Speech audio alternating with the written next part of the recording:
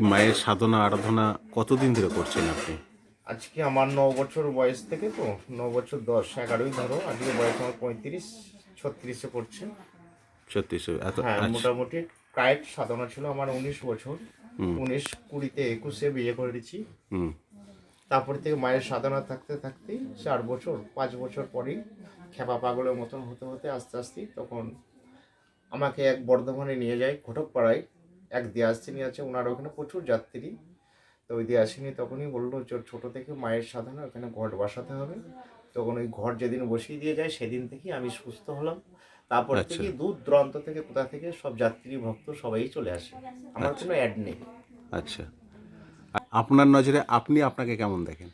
আমার কিরম লাগে, এরম দেখতে দেখতে তো চলে যাচ্ছে, মানুষ ভালো হচ্ছে, চলে যাচ্ছে, আনন্দ হচ্ছে, বাড়ি যাচ্ছে, ভুলে যাচ্ছে। আমাদের আর কিসের আনন্দ? এ ভক্ত যখন আসছে তখন দেখছি সে কাঁদতে কাঁদতে আসছে, ঠাকুর আমার যেন ভালো হয়ে যায়, সে ভালো হয়ে যাচ্ছে, তারপরের দিন আর আসছে না। সেটাই। তাহলে কি বলবো, আমার আর কি ভালো লাগবে? পাঁচটা যেদিন যেদিন আসছে সেদিন সেইটা ভালো লাগছে। আমার কোনো ওটা ব্যাপার নেই, যে আসলো না কেন আসলো না, এটা কোনো ব্যাপার না। হ্যাঁ মানুষ মায়ের চোখে ফাঁকি দিতে পারবে না না না অবশ্যই না, তার অন্তরে সে কামনা করে যাচ্ছে। কেউ অবশ্যই বলেছে মা অবশ্যই। আমার দিদি ভালো হয়ে যায়, আমি দুখানা পাটা মানসিক করবো। সে এসে বন্ধু দেখছি পাটা নিয়ে চলে আসছে, দাদা আমি পুজো দেবো। আচ্ছা তখন বাধ্য হয়ে যখন মাকে পুজো দিতে, আমার বাড়ি তো, বাড়িতে সংসারের মধ্যে আছে, তো পুজোতে দিয়ে এগু আমার খাড়াটা আমার বুকে এগু কোপোতে হুম কুপিয়ে উৎসব করে নিয়ে তারপরে পাঠা বোলাই। আচ্ছা। নমস্কার, নতুন ভিডিওতে আবার আপনাদেরকে একটু স্বাগত জানাই। আমি আজকে এসেছি চণ্ডীপুর গ্রামে, যেটা হচ্ছে নাদনঘাট থানায়, পূর্ব বর্ধমান জেলাতে। এই জায়গাটায় বিকাশ সাধু বলে একটি মানুষ আছেন, যিনি প্রত্যেক মানুষকেই একটা অসাধ্য সাধন কাজ করে চলেছেন। আমি আপনাদেরকে সম্পূর্ণটা দেখাবো।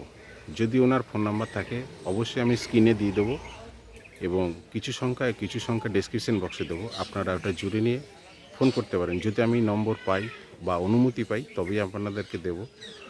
আর ভিডিওটা সম্পূর্ণ দেখবেন, রিকোয়েস্ট করলাম। হ্যাঁ, আপনি কোথা থেকে আসছেন? আমি বর্ধমান থেকে আসছি। আচ্ছা, এই জায়গাটার আপনি ঠিকানা পেলেন কী করে? এখানে আমার নপাড়ায়, নাদুঘাট নপাড়া আমার শ্বশুর বাড়ি। ওনারাই আমাকে নিয়েছিল এখানে। আচ্ছা, আপনার যে সমস্যা ছিল সেই সমস্যার সমাধান হয়েছে? হ্যাঁ, হয়েছে। একটু বলা যাবে কি সমস্যা ছিল? হ্যাঁ, বলা যাবে। হ্যাঁ, বলুন একটু। আমার এই আমাদের অনেক দিন বাচ্চা কাচ্চা হচ্ছিল না, আচ্ছা তার জন্যে শ্বশুর শাশুড়ি এখানে আমাকে নিয়ে এসেছিল। আচ্ছা যে এই বিকাশ দেওয়ার কাছে এই মায়ের কাছে এসেছিলাম আমরা। আচ্ছা। যে বলছে ঠিক আছে, উনি বললেন তোমাদের কোনো অসুবিধা নেই, তোমাদের বাচ্চা কাচ্চা হবে, হুম আমি যেগুলো নিয়মকানুন বলে দেবো সেগুলো পালবে। দিয়ে উনি ওষুধপালা দিয়েছিল, মায়ের আচ্ছা আশীর্বাদে আচ্ছা আমাদের এই সন্তানটি হয়েছে। আচ্ছা।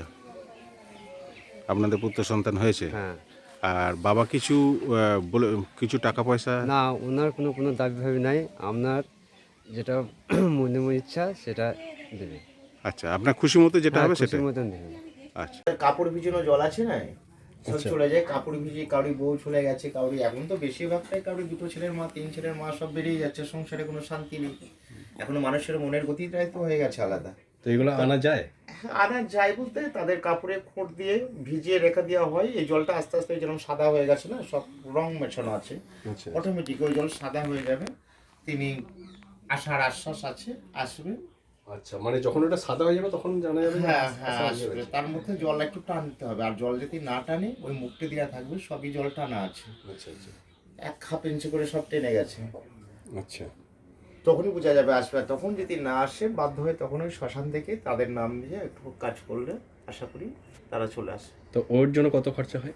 তার জন্য খরচা বলতে তাদেরকেই বলে দিই, তোমরা গাড়ি করে আমাকে নিয়ে যাও, দোকান থেকে মাল মাটি কেনো, এই জিনিস কটা লাগবে, আমাকে নিয়ে চলো, তোমার স্বেচ্ছায় মায়ের কাছে কি দিবা সেটা তোমাদের ব্যক্তিগত ব্যাপার। আচ্ছা, মানে আপনার কোনো চাহিদা নেই? না। ইউটিউবেতে এই প্রথমবার উনি ক্যামেরার সামনে এলেন। অনেক রিকোয়েস্ট করার পর উনি ক্যামেরার সামনে আসতে চাইছিলেন না। তো যে কোনো সমস্যা, ভক্তের যে কোনো সমস্যা, আপনি এখানে সমস্যা নিয়ে আসুন, সমাধানটা কিন্তু আপনি খুব সহজেই পেয়ে যাবেন।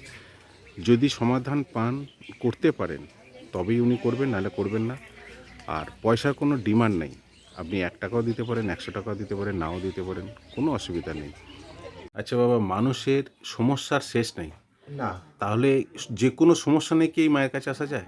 হ্যাঁ, যে কোনো সমস্যা নিয়ে আসে, আমার তো কোনোটাই বই খাতা নেই। কেউ হয়তো আচ্ছা পায়ে লাগা নিয়ে আসলো, কেউ বললো আমার এই সমস্যা নিয়ে আসছে, সবারই অন্তরের কথা, কেউ তো অন্তরের কথা বলে না। এই যেমন এই মা, এক ছেলে এখানে আসো, ভালো হবে দেখো, মা আসো আসো। এই যে মা এখানটায় আসো, এখানটায় আসো।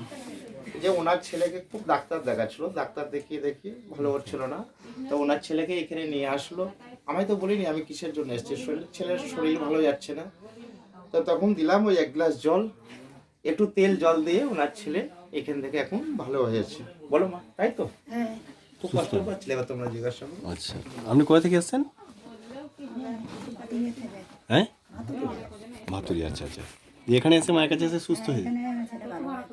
বাহ, এখন সুস্থ আছে, জ্বালাপোড়া করতে, আচ্ছা আচ্ছা জ্বালাপোড়া হতো, এখন খুব ভালো আছে।